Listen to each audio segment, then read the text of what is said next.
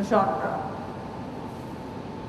How would you use an argumentative genre to give them an assignment based on this poem? If you think like this, you will get very good creative questions. Otherwise, you will write this: who killed whom, with what did he kill, how did he kill, what happened in the end, thank you, bye bye, kind of questions you will get. But think like this: tell me, give me an argumentative assignment. Conversation with his father, what is the argument? You have to have an argument first of all, no?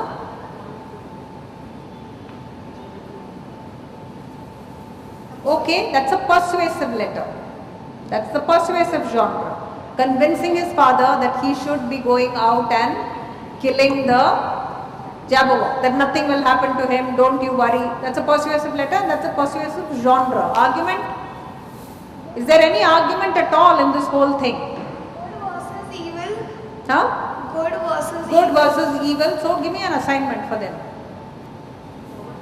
Or dangerous for everybody around there? Was the Jabberwock dangerous for everybody around? Yeah, the human. Obviously the father saying beware, Yeah. beware this Jabberwock. Can we do an assignment that has got an argument? I don't have a ready answer in my head. I am asking you to think. I am also thinking, but I want you also to think. There might not be, but you should not be giving up on it, because you might have a really good issue sitting there in that poem. Even if it's for smaller children, younger children, you might still have an issue sitting in that poem that you might be able to use to get children to think in a particular direction, and you must not lose that opportunity. So, argument in that poem. Both the characters, positive and negative, arguing with each other, why each one wants to kill the other one. Okay. So, is it always a good thing to kill evil people? So, if you look at capital punishment in our countries, we are constantly saying Kasab should be hanged. Yeah, but Kasab has his own reasons. Kasab has a point of view. So, if you look at things from the Jabberwock's point of view and from the other person's point of view, you might have a particular argument which you can make up. So Jabberwock might say, it's my ugly wood and you are coming into my wood, right? You want to kill the crime or criminal? Yeah, absolutely, that might be one. But the other one is also a matter of space. So who does the ugly wood belong to? Does it belong to this boy, or does it belong to Jabberwock and those other, the Jujube bird and all those people? They are meant to be in the forest. So you could have an argument. So it's not like you can't make an argumentative genre. You just need to think through. If you think through like that, your own mind is likely to get more and more creative in terms of questioning. These things will not happen to you immediately. It will happen to you over a period of time, but only if you do it. If you don't do it, then you still sit at the completely base level of asking ordinary questions like who did, what did, where did he go, how did he go, kind of thing. And that will be the end of questioning. So you need to look at the genres, and persuasion you gave us. There's no other genre, right? Reporting we did, persuasion. So you got a really good set of questioning coming out from that poem. So you don't have to worry about what exactly is there in that book if you can't manage it for any reason. But of course there is the manual, and you can look at it and you can see how you can best do some of those things, because many of those have value. You can do dialogue here, you can have imaginary conversations between Jabberwock and this boy. You can have a conversation, so that argumentative piece can actually come into that if they had a conversation, right? That war itself, as I told you, has not been described. It's just been left, and that could be in itself a piece that you might want to put in. Give another title. When you do title, I've always found the title question is a cop-out. It's one of those things that teachers put in when they don't know what to do. So they just said title. A title often is a summary of everything that you are reading. Unless you have a very clear expectation and the child knows that that is what you want, the title question by itself becomes one free mark question. You say title, if a fellow will write some nonsense, and everyone you give marks, and you give like maybe half mark or 1 mark. but it's really one of those filler questions according to me. It's not really done in spirit. So I'm not a big fan of title questions at all. But yeah, if you are giving a title question, be aware that you're asking for the essence that should be the title, right? Okay. Alright, grammar. Because I did grammar and I did poetry. So we talked about poetry. Tell me about grammar. Because I believe that is where you are most frightened.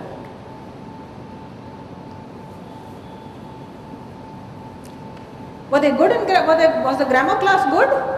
It was okay? It was active?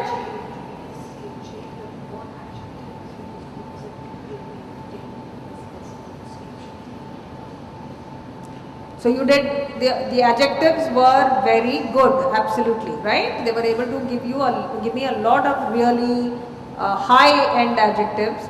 Is that because you have been doing descriptions with them in that first this thing? So you'll see a movement in because that was clearly better than everything else that they said. They had problems, but their adjectives themselves had lifted. Now that's what happens if you do empowering English properly. This is what you'll get. You'll get children who are good at all these things, they'll come naturally to them. And they will impress people simply because they can say those words. They gave me very, very good adjectives, see. But that was not true of everything that they did in the lesson. But it will be.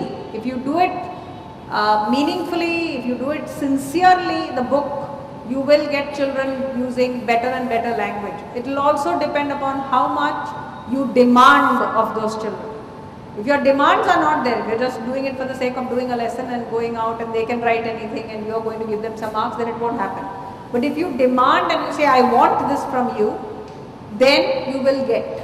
Because children will work towards that goal that you have set for them, or the boundaries that you have put, or the aspirations that you have of where they should reach. Otherwise, they'll just do something and run away. You'll still get big, small, sad, bad, mad kind of adjectives, which is really not what you want. So you need to ban some of those, lower grade adjectives and ask them to start using words like that, which I am very pleased to hear. Absolutely.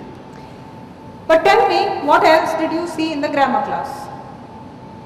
Did you see a greater participation over time? From the first to the latter part where it moved faster? Now, because you told me to do clauses, I moved into clauses with them. Because I think you told me, do you want to do clauses? So I kind of moved it into clauses. But I spent a lot of time on the phrase.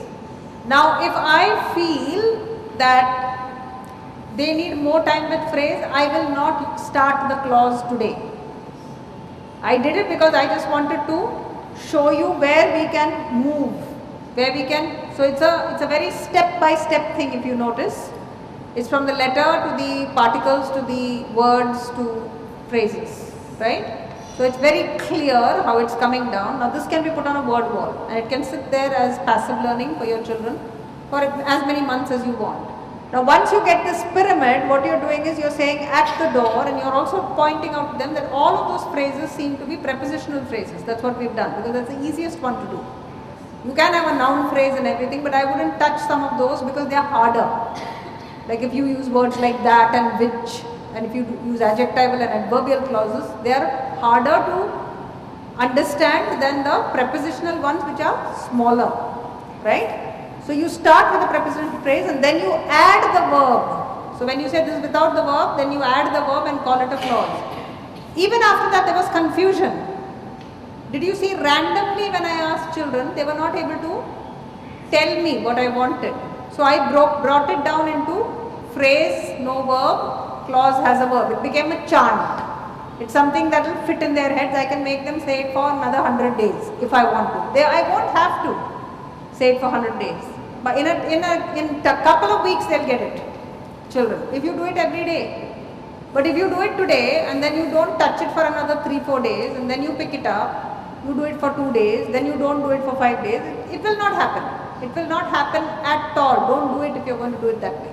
But if you do it every day, and you don't have to do such a long class, you can do a 15 minute, it will come down to 10 minutes, it should come down to 5 minutes by the middle of your year, or towards the end of the year, it should be just 5 minutes of daily grammar.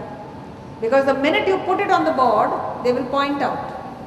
That's the power of repetition. Right? So I moved into that and I introduced the clause and I left it at that. I didn't push the clause today. Now that phrase tomorrow and day after and the day after that and the day after that and the next week and the week after that, I will continue with the phrase until all those children get it.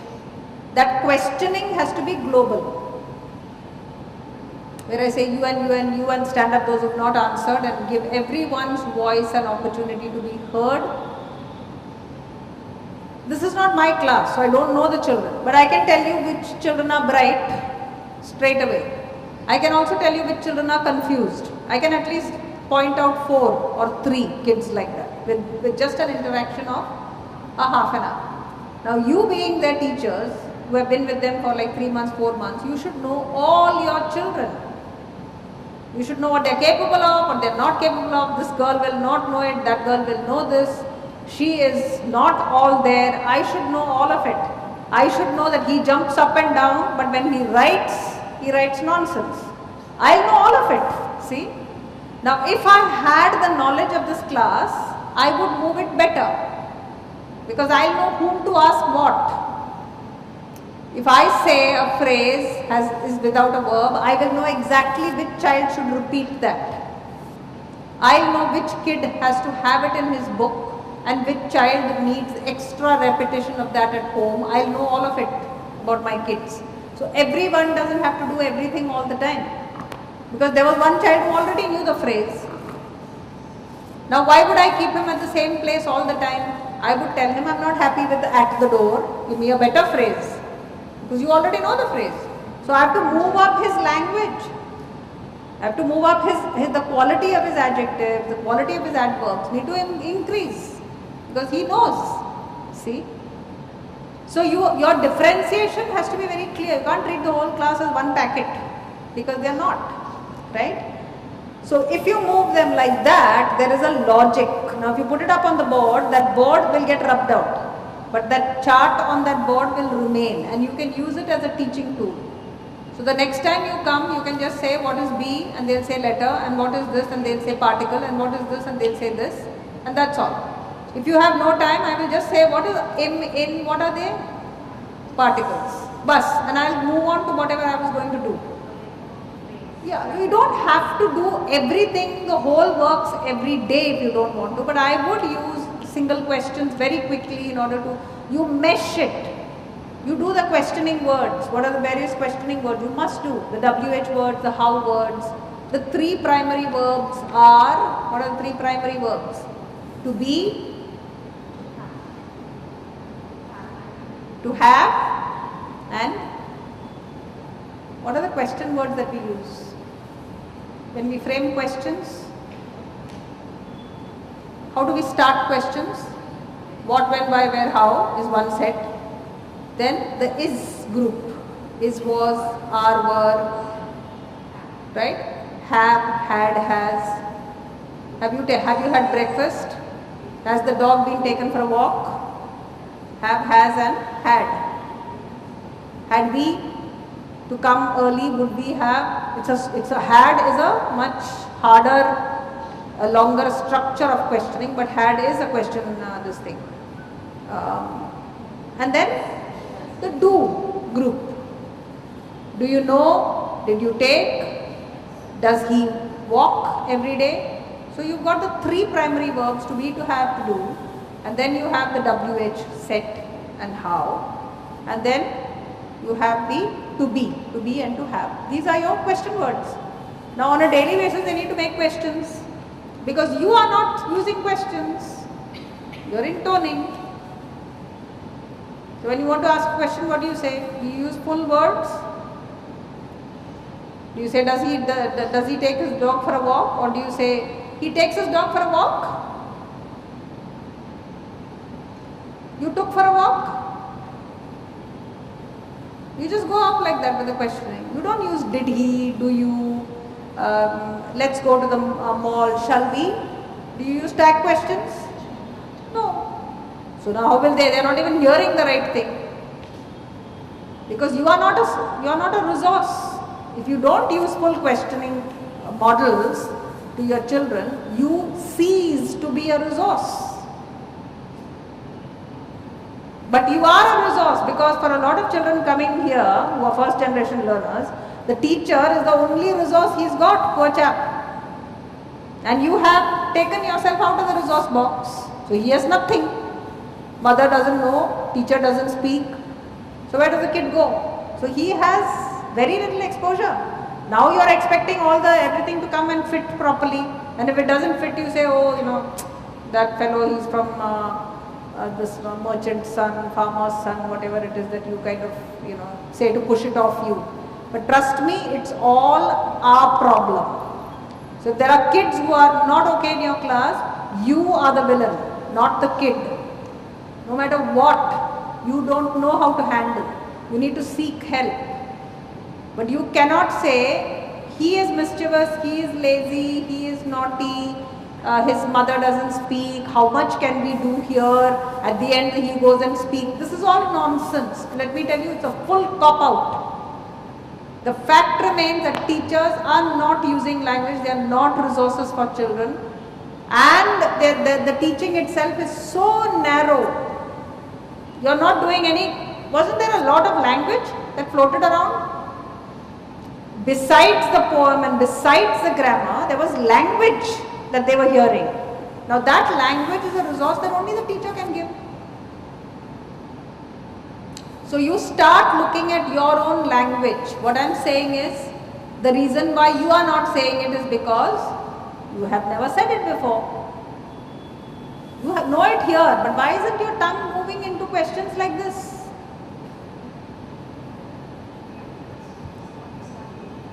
You have to start it. And that grammar book is a very good place to start, because it's got oral work. And that